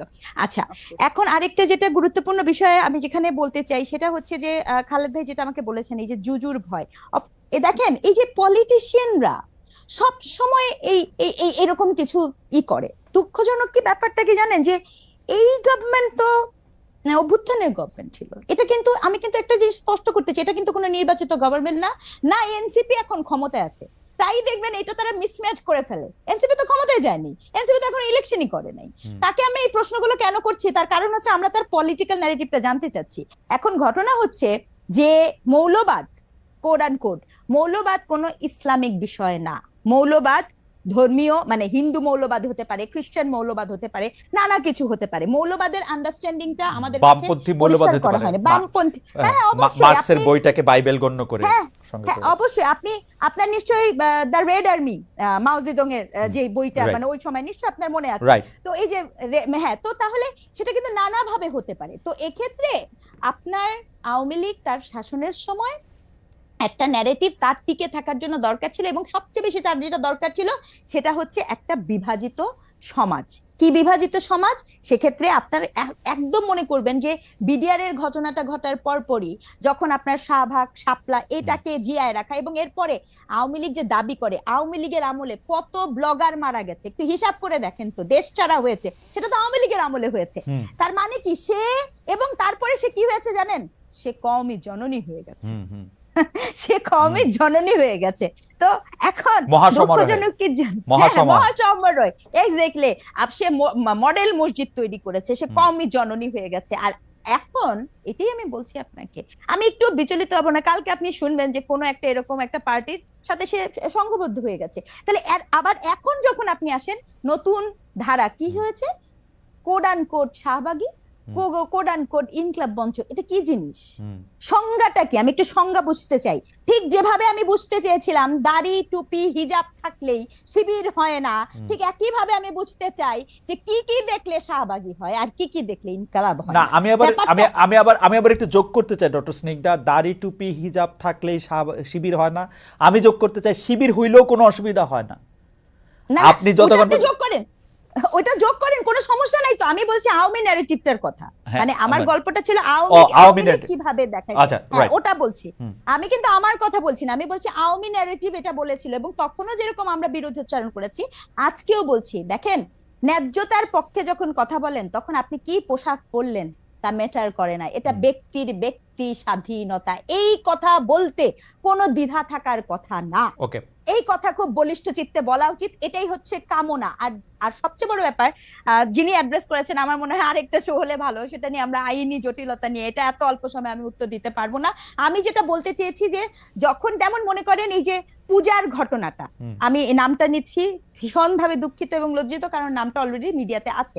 তার অপরাধীকে আপনি যখন জামিন দিয়ে দিয়েছেন, তখন সে যে ভয় ভীতি দেখানো শুরু পায়, এই জন্য মন্ত্রণালয় আবার তার জামিনটাকে এনেছে। আমার কথা হচ্ছে, যখন আপনি বিশেষত শিশু, I repeat, it's a very sensitive case, শিশুর ক্ষেত্রে যখন এই ধরনের জিনিস হয়, এই ল গুলাকে আমাদের ভাঙতে হবে, এটাকে আমাদের রিফর্ম করতে হবে। সেই ক্ষেত্রে আপনি শিশুকে নিয়ে কি আমরা এতটুকু করতে পারি না যে তার বিরুদ্ধে যদি যৌন নিপীড়ন, নিপীড়নমূলক জিনিস হয়, সেক্ষেত্রে এটা জামিনযোগ্য হবে না? আমরা কি এতটুকু করতে পারি না? মানে যে যদি এইটার একটা ফান্ডামেন্টাল প্রবলেম ডক্টর স্নিগ্ধা, আমি এটা নিয়ে আসলে নানা ধরনের কথাই আপনার সঙ্গে আমি নিশ্চয়ই আলাদা আরো আলাপও করব, আলাপও করব। ঘটনা হইতেছে হচ্ছে যে কোনো অপরাধী ভয়ঙ্কর, মানে শিশুকে আসলে কোনো ধরনের অত্যাচার করা, নির্যাতন করা, যৌনতার কথা তো আমি মাথায় আনতে পারি না, মানে এটা তো ভয়ঙ্কর অপরাধ। কিন্তু ঘটনা হইতেছে বাংলাদেশের বাস্তবতা, এইটাও আপনাকে মনে রাখতে হবে, শত্রুতা বোধক ভাবে ওইটা আপনাকে করা সম্ভব আপনার এগেনস্টে। ওই সিনিয়র জজ এটা বলছেন তার অভিজ্ঞতা থেকে, আমি আমার ছোট কয়দিনের এজলাসে বসার দেখার অভিজ্ঞতা থেকে বলতেছি, আসলে কিন্তু প্রচুর পরিমাণে এগুলি হয়, উনারা আবার পরে স্বীকারও করেন। সেই জন্য আমরা কি আসলে ওরকম আইন করতে পারবো যে আইনটা আসলে যার বিরুদ্ধে অভিযোগ করাতেছে তাকে আসলে কোনো ধরনের কোনো ইয়ে দিতেছে না? আমাদের ওর প্রায় শেষ পর্যায়ে, আপনি যদি একটা লাইন বলেন, আমরা সামান্তা থেকেও একটা লাইন শুনতাম এই ব্যাপারে, তাদের চিন্তাটা কি হইতে পারে, এবং তারা তাদের চিন্তাগুলিকে একসাথে করার জন্য। আমরা মনে হয় যে আজকের অনুষ্ঠানে এটা এরকম মনে হইতে পারে যে আমরা আমি আমি আমি বোধহয় সামান্তাকে বেশি আক্রমণ করলাম কিনা, সেটা আমি করতে চাই না। সামান্তা, আমি আপনাকে বলি যে সেটা আক্রমণও না, আসলে আপনি আপনার অবস্থাটা পরিষ্কার করেছেন, হয়তো আমি বুঝতে ভুল হয়েছে বা করতে পারি নাই, সেইটা একটা সীমাবদ্ধতা হতে পারে। কিন্তু আমি শেষমেশ এটা একটু আপনার জানতে চাই যে আপনারা যে আপনাদের যেটা ডক্টর স্নিগ্ধা যেটা পরিষ্কার করতে বলতেছিলেন, যে আমাদের তো আসলে ফ্রাস্ট্রেশনটা আওয়ামী লীগ বিএনপি নিয়ে একটা বড় কিছু হইলেই আমরা ডক্টর স্নিগ্ধা বা আমরা, আমাদেরকে প্রচুর পরিমাণে, আপনি দেখবেন যে আমাদেরকে কিছু হইলেই বলা হয়েছে যে আমরা জামাতে ইসলামী, আমরা বিএনপি থেকে আমাদের টাকা আসে, ইত্যাদি ইত্যাদি ইত্যাদি ইত্যাদি, বহুভাবে। তো সেই ট্যাগের জায়গায় আমরা যাইতে চাই না, আপনাদের অবস্থানটা আমরা একটু বুঝতে চাই। যদি আপনি এইটাও বলতে পারেন যে আপনাদের যেটাকে বলে ইশতেহার, সেইটা আমরা কবে নাগাদ আমরা এটা পেতে পারি, আমরা আপনাদের একটু বোঝার জন্য বা আপনাদের থেকে আমরা একটু জানার জন্য। আচ্ছা, যদি ওভারঅল আমি যতটুকু বুঝেছি আপনার প্রশ্নটা, যে ওভারঅল রাজনীতির ব্যাপারে আমাদের অবস্থান কি, প্রথমত মতাদর্শিক জায়গা, প্রথমত সবার আসলে আগ্রহ থাকে যে একটা পার্টির মানে আদর্শিক জায়গাটা কি। আমরা যেটা বলছি যে আদর্শিক জায়গা দিয়ে এখানে রাজনীতি করা হয়েছে, এখানে ধরেন ধর্মভিত্তিক রাজনীতি করার পার্টিগুলো আছে, সেই সাথে আদর্শ ভিত্তিক যদি বলি যে মুক্তিযুদ্ধের আকাঙ্ক্ষাকে একরকমের আদর্শের নাম দিয়ে, যেটা মুজিববাদ নাম দিয়ে যে এই ধরনের আদর্শ প্রচার করে, সেটারও একটা পার্টি ছিল।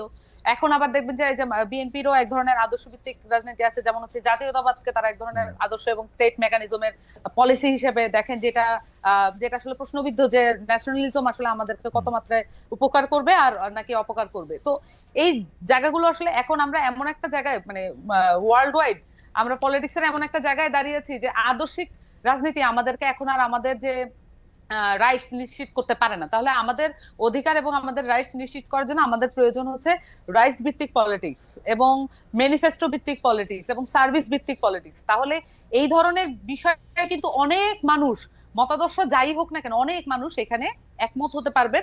এবং যদি আমরা বলি, যেমন ধরুন ধর্মের অনেক বিষয় হয়তো অনেকে একমত হতে পারবেন না, কিন্তু আমরা যদি বলি যে সকল ধর্মের যেই জায়গাগুলো আছে সেই জায়গাগুলো আমরা নিরাপদ করতে চাই, ওকে, সেই বিষয়ে কিন্তু এটা কিন্তু একটা খুবই এক্সিকিউটিভ একটা বিষয়। তাহলে এই বিষয়গুলোতে কিন্তু দ্বিমত করার কোনো সুযোগ নেই। তাহলে আমরা সহজেই ঐক্যমত্যে পৌঁছাতে পারবো। বেসিক্যালি এনসিপি তার এই মধ্যপন্থার যে জায়গাটা তারা নিশ্চিত করবে সকল মতাদর্শের মানুষের সাথে আলাপ করে কিভাবে আমরা এক্সিকিউটিভ জায়গায় আমার শুধু একটাই খটকা, মানে সামান্তা যাইতে যাইতে ওই খটকাটা, আমার শুধু একটাই খটকা, মানে ধরেন আমরা কিন্তু ছোট্ট একটা বিষয়েও কিন্তু আমরা একমত হয়ে সেইটাকে করতে পারবো এরকম না, আমরা আমাদের মতামত দেব, কিন্তু এটা ঠিক। কিন্তু এটা ঠিক। আমি যতক্ষণ পর্যন্ত কাউকে আক্রমণ না করতেছি, ফিজিক্যাল অ্যাসল্ট না করতেছি, ভার্বাল অ্যাবিউজ না করতেছি, সেই পর্যন্ত আমার ব্যক্তি স্বাধীনতা প্রশ্নে আমার কোনো দ্বিধা কেন থাকবে যে সকলের ব্যক্তি স্বাধীনতা আমি প্রোটেক্ট করব? এইটা আমাকে মিছিল করে মিটিং করে কেন বলতে হবে? আমি এটা বুঝতে পারি না কেন আমরা রাজনীতিক। আমি বলছি জি বল। আমরা আবার আগের একদম প্রথম মানে আলোচনার মধ্যমবর্তী অবস্থান থেকে আবার শুরু করলাম মনে হলো। যে সমস্যা নাই, আমি বলছি ব্যক্তি স্বাধীনতা আর নাগরিক স্বাধীনতা, মানে ব্যক্তির মর্যাদা এবং নাগরিক মর্যাদার মধ্যে কিছু তফাৎ আছে বলে আমরা পার্টিগত, আমি আর এটা ব্যাখ্যায় এখন সময় নাই আর গেলাম না, কিন্তু নাগরিক মর্যাদা ইজ এ স্পেশাল থিং। এবং নাগরিক মর্যাদার এই বাতাবরণে যে জায়গাগুলো আসে সেগুলো আমরা ধীরে ধীরে আরো আমরা আলাপ করবো নিশ্চয়ই, কিন্তু আমরা এটাকে আলাদাভাবে দেখি, একটু শুধু নোক্তা দিয়ে রাখি। আচ্ছা ঠিক আছে, ব্যক্তি মর্যাদা এবং নাগরিক মর্যাদা, আসলে সেটা মর্যাদার সাথে হয়তো রেসপন্সিবিলিটিও একটু আসে, সেইটাকে আলাদাভাবে দেখেন সামান্তা শারমিন, ডক্টর রেজানা করিম সিংদা। আমরা নিশ্চয়ই আপনার সঙ্গে আবার কথা বলবো। সরি আপনার কাছে আমরা আর যেতে পারতেছি না। সামান্তা শারমিন, আপনাকে অনেক ধন্যবাদ। অনেক